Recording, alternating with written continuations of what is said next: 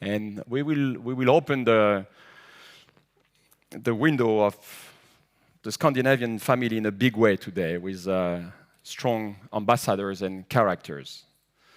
But I miss my friend a lot. Kalle trusts us from the very beginning. He trusts the New York. The expression of the New York, which is a natural vessel, just a companion. When we carry the very special product of Kalle, wow! When we reveal the inside after 3-4 years, and Julia was here because she's the one who led this craziness. Wow, that was a blast.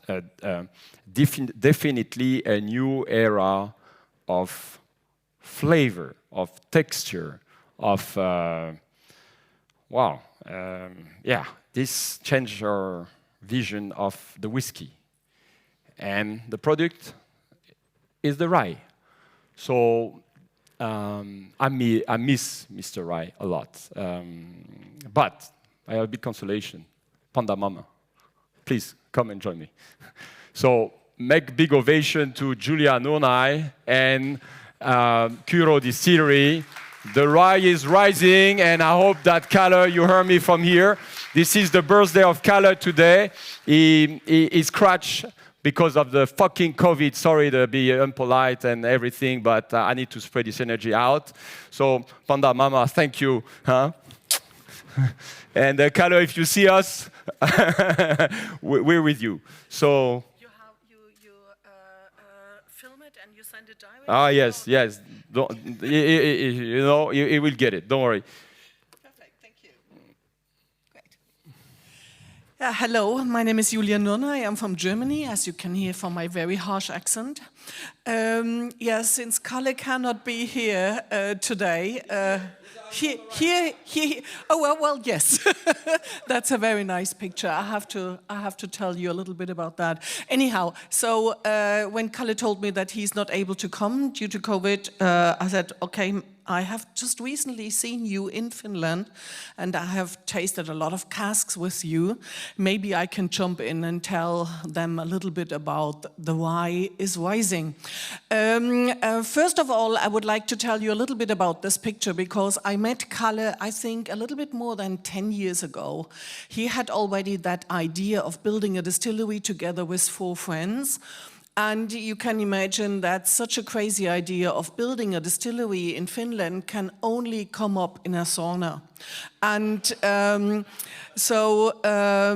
I met Kalle in London and I was giving a seminar. He was sitting in the seminar, he was asking very clever questions. And after the seminar, he came to me and said, by the way, I plan to build a distillery in Finland and we would like to do something very special. We only want to distill with rye. And are you interested in this idea? And I said, yes, of course, please show me.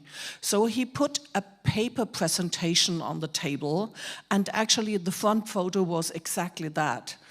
And so Kalle was standing in front of me, and I was looking at that paper presentation. I thought, which one is yours? Anyhow, so the idea behind this very, moving picture in that rye field is that in Finland they are not allowed to make any advertisement on their websites about alcohol. So actually when you look at the Finnish website of KYRO, you won't find a single word that they are distillers. And this is the reason why they have to come up with other crazy things that make people talk. And people might talk about 5 naked butts running through a rye field. And this is the reason for that picture. Okay, anyhow. Oh, he's watching me. Hi, Kalle. Yeah, so that was a really nice meeting at that time. And we've been friends since then. And a few years ago, when Alex came up with the Neo casks and asked me, we should make some distillers at least try it, Kalle was on my list. And I think that's the reason why we have now the connection with Kalle. Okay, anyhow, I start speaking a little bit about the distillery and what is so special special with them. I hope it is working, yes. So you can see a very Nordic style in writing. The distillery, by the way, is called KYRO, not KYRO. Okay, that had already led to a few confusions, because the first time I had heard about KYRO Distillery, I thought they are talking about an Egyptian company. Anyhow, good. You can see the distillery is located in a very lovely location, directly at the river, and it is a former milk and cheese factory. And in the meantime, the distillery has expanded a lot, and I think we're going to see a few pictures about it. Yes, this is where the crazy idea came up. And whenever you have 5 minutes, I would really recommend that you go on YouTube and you watch that. I think it's only 2 minutes something video about the distillery and what is so special. You will laugh yourself mad, believe me, it's so lovely. Okay, so I think the timeline is something we should really talk about, and the guys from KYRO just recently celebrated their 10th anniversary. That does not necessarily mean that they had started distilling 10 years ago, but they came together as a company, and this is what happened in 2012 in the sauna. And I need to read it myself, because I must admit that I'm not too familiar with all these numbers, so I just see color from time to time. But you can see here, founding the distillery in KYRO in an old dairy. That was 2013, and 2014 production starts. What was so fascinating for me is that they had taken on ideas of making rye whiskey from 2 different worlds. So one world was, of course, the American world, where a lot of raw rye is distilled. And it was actually, rye whiskey was, I would say, the first national whiskey, or the first national spirits of the United States. And so they had taken on this. On the other hand, they had decided to work with rye malt. And I think particularly the malt distillation is something we are a lot more familiar with here in Europe. So I think it's 2 worlds coming together here. And I found that idea just great.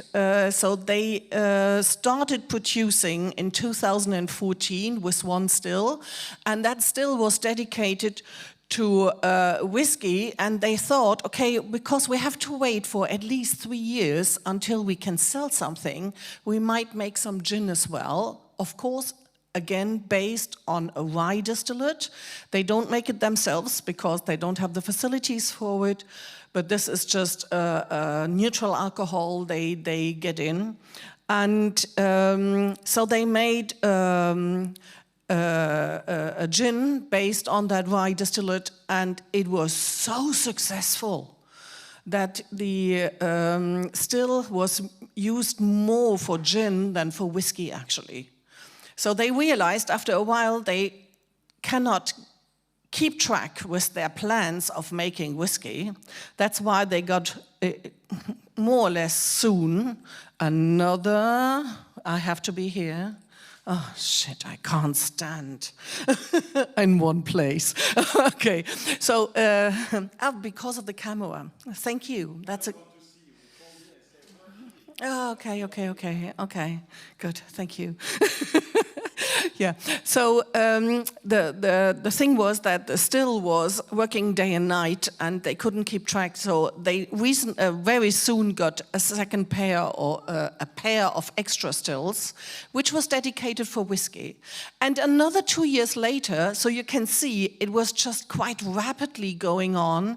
They built a new distillery with a new pair of stills, even bigger. And now I think they are able to produce up to maybe, this is a guess, maybe Kalle can help me with that, but I think they probably are able to produce up to 500,000 liters of rye whiskey each year. I have seen their warehouses. I think they have 4 of them, if I remember right. Probably over 10,000 casks in the meantime. A lot of Neil casks. So what is Alex doing with all the money? Okay, so they have all kinds of casks, ex-bourbon cask, New York casks, all kinds of wine casks.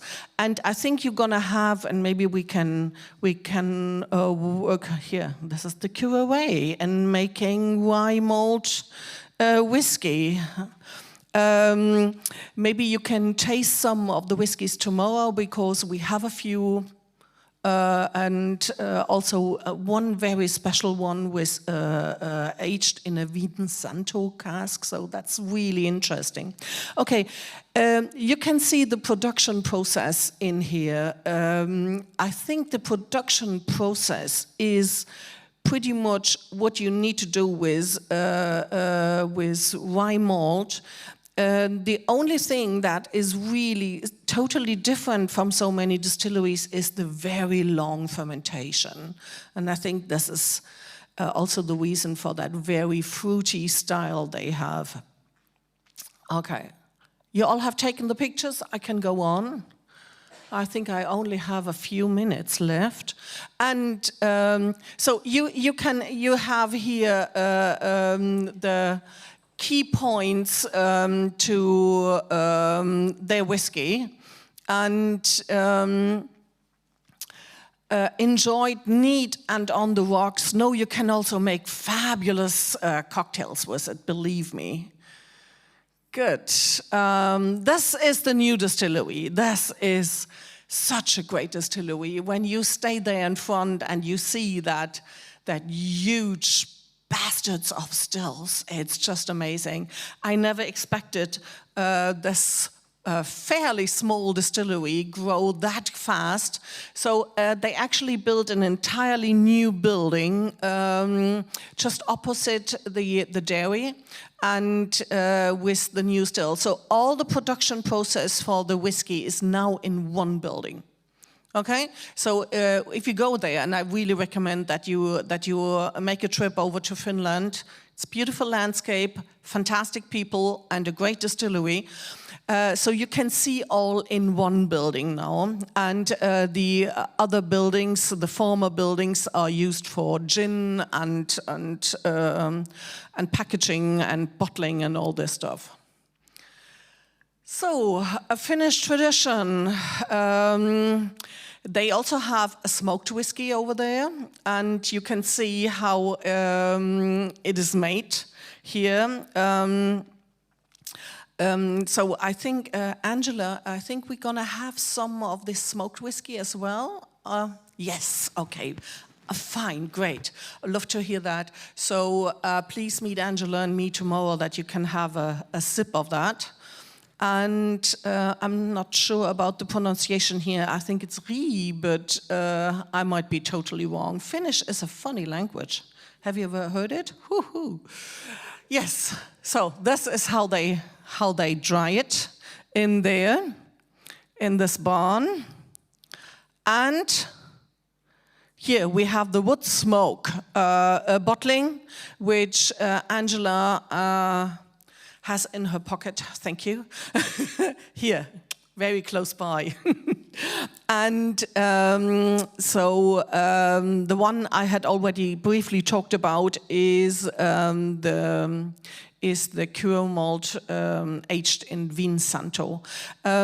So please come and see us and have a taste. And for now, I think, come visit us. Yes, this was exactly what I've said. So I hope you mean that not only for tomorrow, but also at the distillery. Thanks, and Kalle, I hope I made half a good job. You stay with me. Keep it. No, what's that? I should keep it. Yeah. Well, once again, so I think Kalle now is safe and happy. Thanks to the family. We were very close to the first break. I think we need it because of so much information and concentration. So we'll have to dilute now. It's an art. Bon. Add some coffee. I'm an instant human, you know, I know. just add coffee. I know. Yeah. But before that, improvisation, but very easy. With Julia, the chain of trust with the New York start when we were alone, and actually, to be honest, this is the only time I will say hi. But I was really alone, and I was done with my research about the New York. I traveled the world like a lonely child, visiting all the operation. They were rejuvenating barrel in different ways, in the States, in the south of Europe, in the north of Europe, looking for the very last Mohican to do that, because this has disappeared. I mean, rejuvenating barrel was not called rejuvenating barrel at the time. It was just taking care of the barrel. At the time also, barrels were not so popular. We think they are here forever, but I mean, the big booming, whiskey okay, but even whiskey, I mean, for the wine, the big booming is on the 80s. This is when we start, and we saw the rise of the barrel actually, and how the barrel took such a big place. So anyway, when I was convinced that sooner or later the little France and the little forest of Allier in the center of France will be rid of his reserve built by Louis XIV when he wanted to fight with big boats and have those fantastic masts, and we were more than 300 years old after this, and the forest is getting more and more fragile. It was very important to think about the sustainability, and sustainability for us is not a marketing thing. It's the everyday work. Polo, come to me, please. Big applause to Polo from Portugal. He's our head cooper in Portugal. Leave your bag. Don't be shy. Come. Yeah. Well, please. So they had a crazy journey to come. I don't say, well, they come with barrels, the truck broke, and that was a crazy thing. But he's traveling all the way from Portugal, and he's their head cooper in Espinho, Portugal, where we produce now most of the New York. I will do the traduction après. I speak a little bit of Portuguese, but thanks to Google. So anyway, I'm in between Polo and Julia, and I'm in between our journey. And the journey starts with Nournay in the Brau Bévial, 2015-16, I don't remember exactly. And I was looking for the person who was speaking about clean barrel. And I was not easy at the time. And I looked for her for 1 year. I heard about her, but I didn't know if she was, what was the sex, what was the appearance, what was the nationality. That was just Kaiser Soze of clean barrel.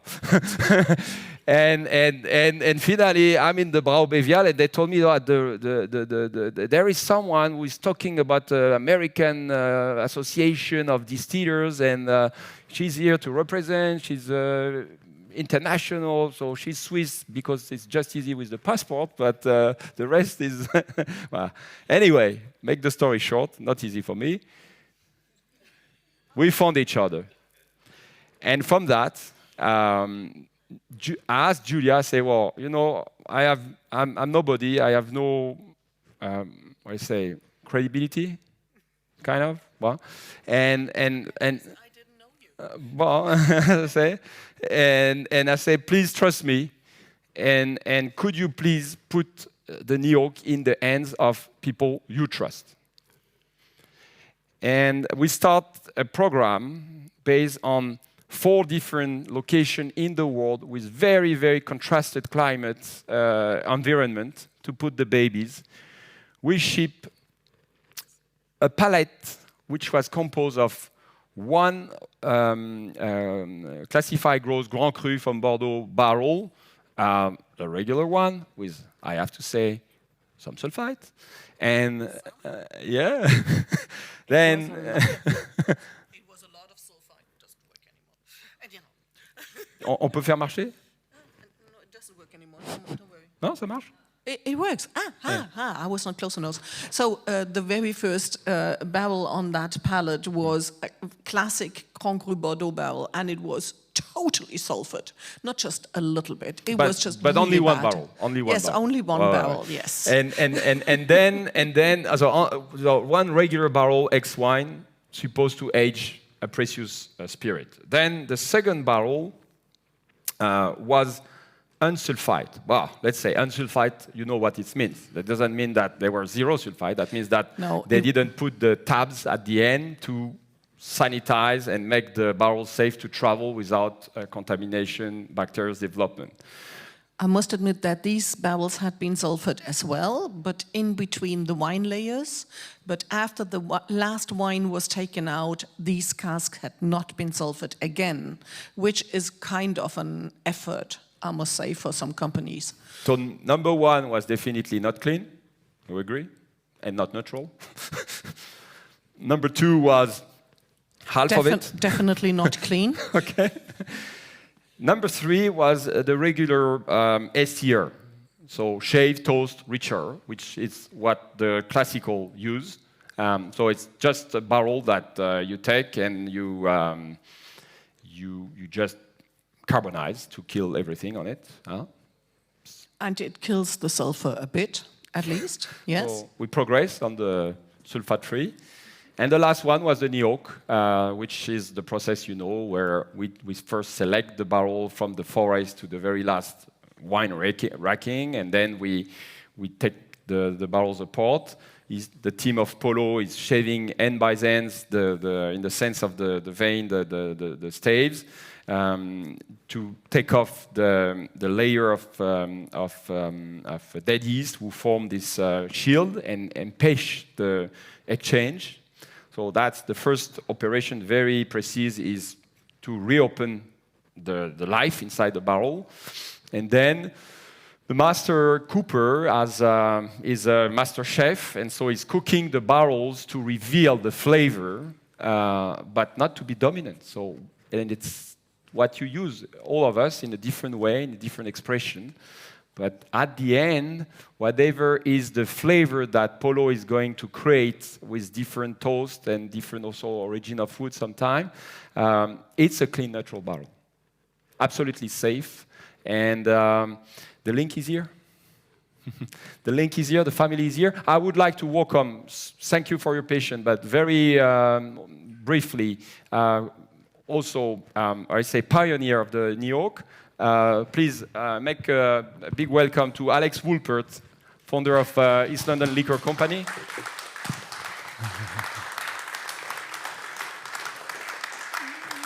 You will see Alex later on the day for another revolution, but they are family too. So I'll leave you with Julia, and just to speak about this craziness you had to accept for the first historical English Londoner whiskey after 100 years of prohibition to be made also in the unknown NIOC. So, voilà. First of all, and Alex was not part of that at that time, that early time. This Alex had just talked about that we send out pallets with 4 different casks to some distilleries. So we send it out to 4 distilleries in 4 different countries, and they all have had significantly differences in aging climates, meaning also in the warehouses in terms of temperature, humidity, all that stuff. That is really important for the aging. So East London Liquor at that time was not involved, I must admit. I think it was too early for you, probably. Anyhow, so we asked the companies to send back samples on quite a regular term, each 3 months and so, because for me it was really important to see how it developed. And the next thing was the casks were marked with A, B, C, and D, and I had no idea what it meant. So that means with one of the companies, A might had a totally different than D, and I had no idea what it meant. So for me, it was always a blind tasting in terms of finding out which cask is which. So we sent it out to these 4 different companies. From one company, we never got a sample, unfortunately. The only company we got samples on a very regular basis, exactly as wished, was KYRO in Finland. So thanks a lot to them. So we now have a possibility to trace back the development of the whiskey in the cask. Also, it is rye malt, which is very special, but anyhow, we can see the development. And that was just a great thing for me. And now I pass on the microphone to you, because you have your own experience with neo-casks. Thank you. Thank you, Alex. This is an ad hoc speech of rye, but we're rolling with it. It's lovely to be here. So yeah, we were set up. I set the business up in 8 years ago, and the impulse behind it was to try and find a character, a narrative of what it meant to be an urban distillery in London, and we're still on that journey. But it was very much helped and formed by the wonderful expertise of Alex and the barrels that he's been providing, and a kind of very much carte blanche approach with our distillers about let's make great liquid. My background's not distilling, my background's bartending, and so we look at our liquid from the point of view of who is going to get this liquid, where is its last resting place, in a glass, in a shop, in a bar, and how can we best enhance the experience at the end, whether it's a bartender making a drink, or whether it's a consumer pouring themselves a drink at home. How do we make sure that that final experience is as wonderful as it can be? And so coming back to barrels and starting from scratch with wonderful malt. Where's Colin? Can't see him now. There he is. And Alex kind of makes perfect sense. And we were when we founded the business, many people said, oh, there was a distillery in the Lee Valley that closed in 1904. Are you trying to revive distilling in East London? And I had to say it's a great story, but the answer is no. Because I don't come from a family of distillers. We're forward-looking. We're looking into the future and saying, how can we be relevant? How can we be contemporary? And what does it mean to make whiskey in London in 2022? Well, the only way to be accepted in this revolution was actually to prove that new ingredients, new techniques, new communication, but actually also new education, and you give a lot to everybody with educating the people at East London Liquor Company, make year after year the message very strong. For me, it also has to do with how to approach to people. This is, for me, is your extreme strength, I think. Yeah, I mean, I think for us, it's how do we find the way of speaking about something which has up until recently, before the New World whiskey kind of movement really kicked off. For me, whiskey was very much a closed doors, smoke and mirrors industry where you didn't really understand what was going on, but you knew that it was something that you probably had to like at some point in your life, and to take that. To take on being a whiskey distiller in East London, people say, why are you making whiskey? What's relevant about whiskey now? And we have to say, well, it's about making great liquid, and you have to leave all your preconceptions of what you thought about whiskey outside, and you come in and you experience a grain to glass process with a very kind of, well, it's a contemporary take on a very old liquid. Well, it's. I mean, we share the same. We say. Humility versus what we're doing, because I think we never imagined the things were going this way. I think we were just unconscious, but led by passion, like we all, and hopefully this, be proud, braveness in the craziness, make others confident with taking those risks to try new things. To also hire new people absolutely different profile, to to change also the, I would say, the community, more diversity. I mean, I don't talk about sex. I'm not here for that. No? So, but we will talk about that also later, because that vision, that vision also changed the things, and also cultural.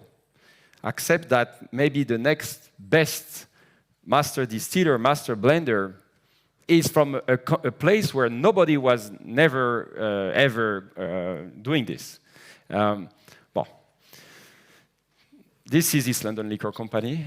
This is where we always came back to the house. We feel home. Same with KYRO. It's also fantastic that each of you build a place, a matrix where we can meet.